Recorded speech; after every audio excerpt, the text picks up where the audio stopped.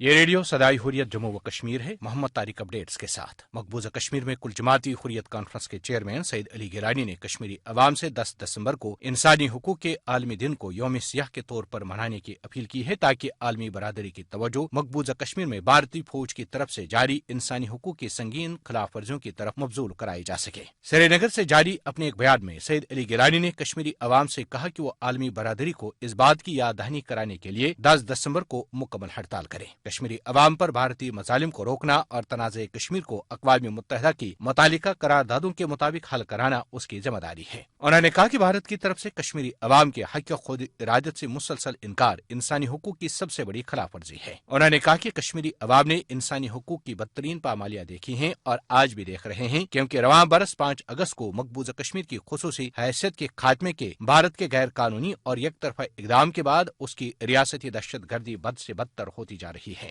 سید علی گیلانی نے کہا کہ جب تک ایک بھی کشمیری زندہ ہے، شہداء کے مقدس لہو سے سینچی ہوئی جدوجہد آزادی کو کوئی شکست نہیں دے سکتا اور یہ جدوجہد ہر صورت جاری رہے گی۔ دوسری طرف مقبوضہ کشمیر میں مسلسل 126ویں روز بھی بھارتی فوجی محاصرہ اور سخت پابندیاں برقرار ہیں، جس کی وجہ سے لوگوں کو شدید مشکلات کا سامنا ہے۔ امریکی کانگریس خاتون نے ایوانی نمائندگان میں ایک بل متعارف کرایا ہے جس میں بھارت کو مشورہ دیا گیا ہے کہ وہ جموں اور کشمیر میں مواصلات پر پابندیوں اور بڑے پیمانے پر نظر بندیوں کو جلد سے جلد ختم اور تمام رہائشیوں کے لیے مذہبی آزادی کا تحفظ کرے۔ اپڈیٹس ختم ہوئے۔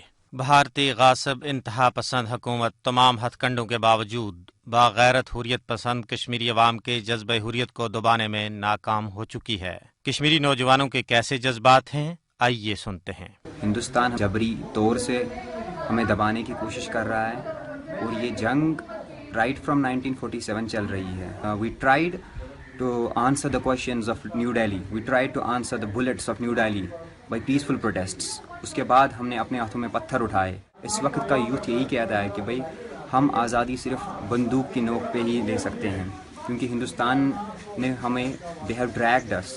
The political system of India have dragged Kashmir from 1947 to the AK-47.